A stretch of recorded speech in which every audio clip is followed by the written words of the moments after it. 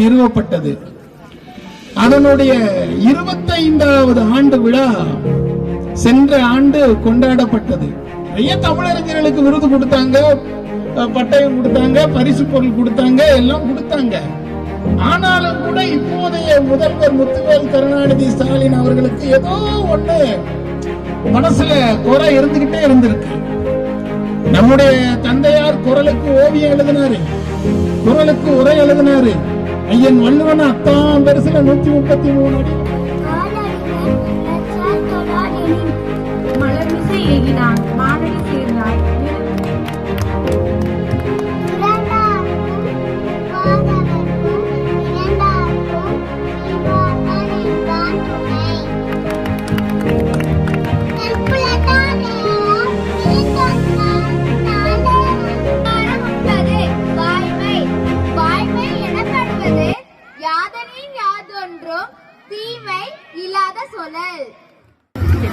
நோயெல்லாம் நோய் செய்தால் மேலவாம் நோய் செய் நோயின்மை வேண்டுபவர்.